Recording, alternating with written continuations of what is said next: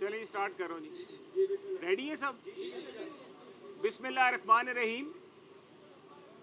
آج election commission of Pakistan میں عمران خان پھر اپنی رسیدیں دینے سے انکاری رہا، اور جب اس سے رسیدیں مانگی گئی تو اس نے الیکشن کمیشن کا جو اختیار سماعت ہے اس نے سوال اختیار سماعت پہ اٹھانے شروع کر دیے. ہمارے وکیل صاحب نے، یا ہمارا جو ریفرنس تھا، ہمارا ریفرنس یہ تھا کہ آپ نے اپنے statement of asset and liability کے بیچ میں آپ نے حلف نامہ جو دیا ہے وہ جھوٹا ہے، اور آپ نے جو رقوم یا جو تحائف حاصل کیے ہیں توشہ خانے سے وہ آپ نے اپنی statement of asset and liability میں ظاہر نہیں کیے. ہمارا سادہ سا اور معصوم سا سوال تھا. اب علی ظفر صاحب جو ہیں انہوں نے کہا، پہلے تو انہوں نے جو اپنی بحث کی گھنٹوں، اور ان کا سارا جواب جو تھا وہ الیکشن کمیشن کے اختیار سماعت پہ تھا. وہ یہ کہتے تھے کہ الیکشن کمیشن آف پاکستان کا اختیار سماعت نہیں. اگر آپ صادق اور امین ہیں اور آپ ریاست مدینہ کی مثالیں دیتے ہیں، آپ خلفائے راشدین کی مثالیں دیتے ہیں، تو آپ کو اپنی رسیدیں دکھانے میں الیکشن کمیشن کو کیا اعتراض ہے؟ آپ نے آج بھی اپنی رسیدیں نہیں دکھائی. آپ نے پہلے کہا کہ الیکشن کمیشن آف پاکستان کا، عمران خان نے کہا کہ الیکشن کمیشن آف پاکستان کا اختیار سماعت ہی نہیں ہے، اور بات کرتے ہیں حضرت عمر رضی اللہ عنہ کی، خلفائے اکرام کی مثالیں دیتے ہیں کہ ان کا کپڑا جو تھا قمیض کا وہ کچھ بڑا ہو گیا تو اس کے اوپر بھی ان کو سوالات جو تھے اور جوابات دینے پڑے. تو یہاں پر تو اپنی جو کروڑوں روپے کی گھڑیاں ہیں، اور ایک اور بات بھی ہے کہ انہوں نے اپنا جرم بھی تسلیم کر لی ہے کہ ہاں ہم نے 18-19 میں چیزیں لی توشہ خانے سے اور بیچ دی. تو بیچنے کے بعد اب ظاہر کرنا بنتا نہیں ہے. اگر آپ لے لیتے ہیں اور پھر بیچ دیتے ہیں، اور بیچنے کے بعد جو آپ کو رقم حاصل ہوتی ہے تو آپ کو بتانا ہوگا سب سے پہلے کہ وہ رسید کدھر ہے جو آپ کو وہ رقم حاصل ہوئی. جو آپ نے 10 کروڑ کی گھڑیاں فروخت کی، جو آپ کہتے ہیں کہ میں نے ایک اکاؤنٹ نمبر دے دیا، انہوں نے کہا بس تصور یہی کر لیں کہ یہ اکاؤنٹ نمبر جو ہے اس کے بیچ میں جو پیسے آئے ہیں یہ توشہ خانے سے پیسے آئے. وہاں پہ 4-5 بینک اکاؤنٹس اور بھی گیون ہیں، لیکن موصوف یہ نہیں بتا سکا کہ جو میں نے توشہ خانہ سے رقم وصول کی چیزیں فروخت کرنے کے بعد، وہ رقم میں نے کس سے لی، اس کی رسید کدھر ہے، وہ کون سا بینک کا چیک تھا جس کے ذریعے میں نے وصولی کی، میں نے کس شخص کو فروخت کی. یہ وہ تمام سوالات ہیں جس کا عمران خان جواب نہیں دے سکا. نہ وہ رسید دے سکا، کہتا ہے کہ الیکشن کمیشن کا اختیار سماعت نہیں ہے، نہ وہ بندہ بتا سکا کس کو فروخت کی ہیں، اور نہ ہی وہ بینک اکاؤنٹ میں وہ انٹری شو کر سکا. ایک بینک اکاؤنٹ کو دکھا دیا کہ جی یہ بینک اکاؤنٹ جو ہے اس میں جو یہ رقم نظر آ رہی ہے یہ توشہ خانہ کی رقم ہے. یہ ہم کس طرح مان لیں کہ یہ توشہ خانہ کی رقم ہے؟ ہو سکتا ہے کہ وہ جو رقم ہے وہ کسی اور آپ کی جائیداد کو فروخت کر کے رقم آئی ہو، کہیں سے آئی ہو. وہ رقم نہیں مانی جا سکتی کہ آپ نے جو وہ رقم ظاہر کر رہے ہیں اپنے گوشوارے میں وہ توشہ خانہ کے تحائف بیچنے سے ہی آئی ہو. آپ کو چاہیے تھا کہ آپ رسید دیتے. اگر رسید دیتے یا بینک کا جو چیک نمبر ہے جس کے تھرو آپ نے وصول کیے اور فروخت کیے وہ چیک نمبر دے دیتے کہ جی یہ چیز میں نے اس دکان پہ فروخت کی ہے، یہ اس کا چیک نمبر ہے، یہ اس کی تاریخ ہے. نہ تاریخ بتا سکے، نہ رقم بتا سکے، نہ رسید دے سکے، اور نہ ہی وہ بندہ بتا سکے کہ یہ چیزیں انہوں نے کس کو دی، کس طرح سے دی اور کتنے میں دی اور کیا رسید ہے. پوری قوم سے رسیدیں مانگنے والا آج پھر الیکشن کمیشن میں اپنی رسیدیں نہیں دے سکا، اور بات شروع کر گیا اختیار سماعت پہ کہ الیکشن کمیشن کا اختیار سماعت نہیں ہے.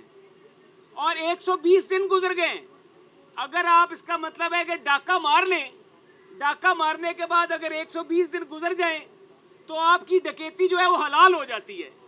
خان صاحب کے وکیل صاحب کا موقف یہ تھا کہ الیکشن کمیشن 120 دن کے بعد کارروائی نہیں کر سکتا۔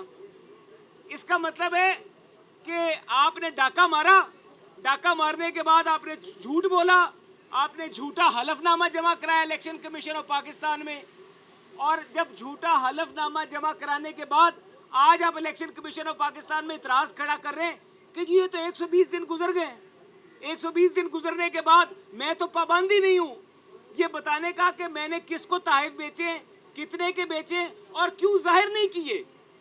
تو آپ آج بھی جورسڈکشن کے پیچھے، آج بھی کہ یہ قابل سماعت ہے کہ نہیں ہے اس کے پیچھے 120 دن گزر گئے، اس کے پیچھے عمران خان چھپنے کی کوشش کر رہا ہے، لیکن وہ رسید نہیں دے سکا۔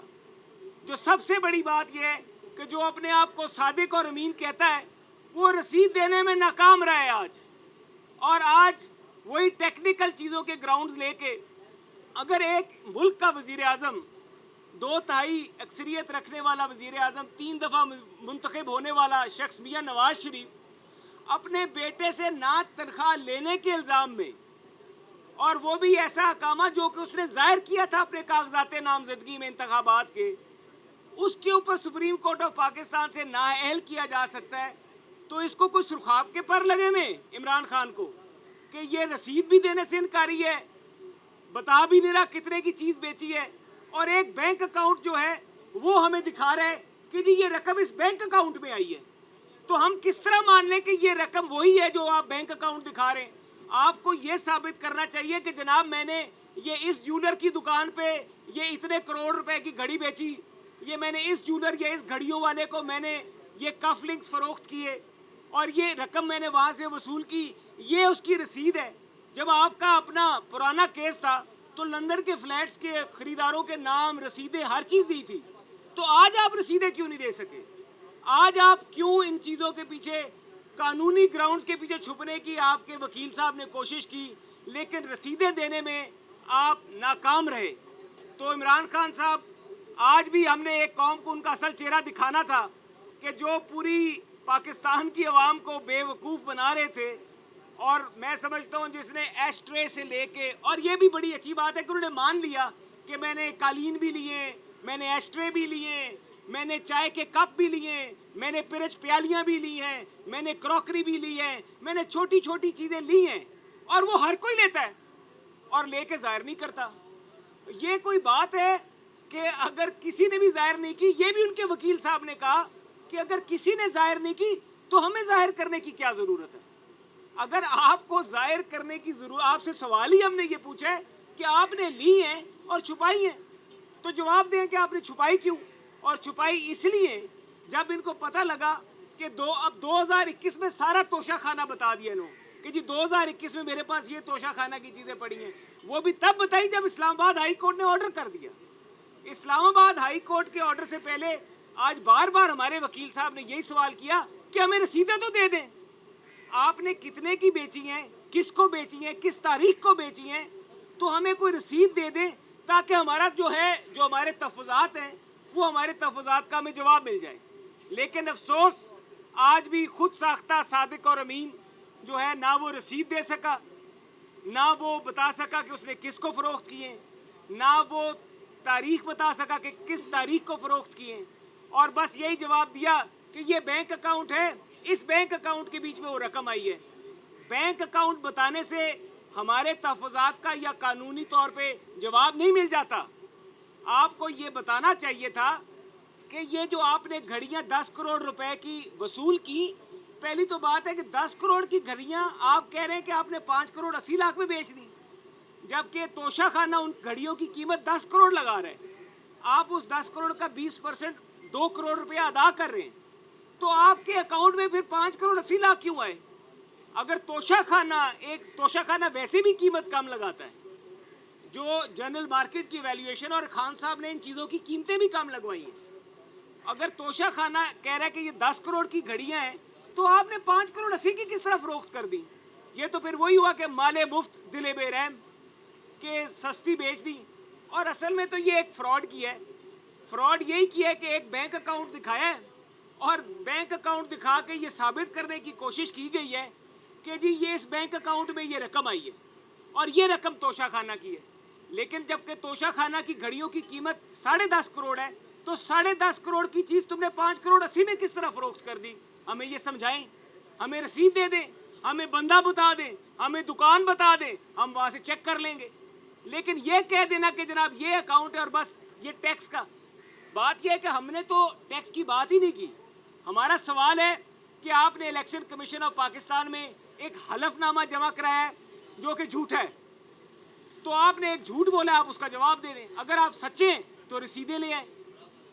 ہر تاریخ پہ اور آج تک ہمیں ان کی رسیدوں کا انتظار ہے, لیکن آج تک افسوس ہے کہ آج بھی مجھے امید تھی کہ شاید کوئی رسید آ جائے صادق اور امین صاحب کی طرف سے خود ساختہ, لیکن آج بھی کوئی رسید نہیں آئی, کوئی دکان کا پتہ نہیں چلا, اور بس یہی کہا گیا کہ جی یہ بینک اکاؤنٹ ہے, اس میں وہ رقم آئی ہے. باقی کوئی تفصیلات نہیں دی گئی. اب الیکشن کمیشن نے فیصلہ محفوظ کر لیا ہے. انہوں نے اسپیکر کے اختیار کو بھی چیلنج کیا. انہوں نے کہا ہے کہ صاحب کا ایم ایل اے ہو اور کوئی ریزائن کر کے کوئی ریزائن کر جائے اس کے خلاف اسپیکر ریفرنس ہی نہیں بھیج سکتا. دیکھیں جی, علی ظفر صاحب نے جو باہر موقف اختیار کیا ہے اور جو اندر موقف اختیار کیا ہے اس میں فرق ہے. اندر ان کو پہلی تاریخ پہ انہوں نے یہ کہا تھا علی گوہر صاحب نے کہ جی وہ تو استعفیٰ دے دیا گیا ہے تو وہ تو اب ایم این اے نہیں ہے, تو اس کے اوپر ان کو کہا گیا تھا کہ استعفیٰ آپ کا ابھی تک آپ کا نوٹیفیکیشن نہیں ہوا. جب تک آپ کا نوٹیفیکیشن نہیں ہوتا تو آپ اس وقت ایم این اے ہی تصور کیے جائیں گے. بہت شکریہ.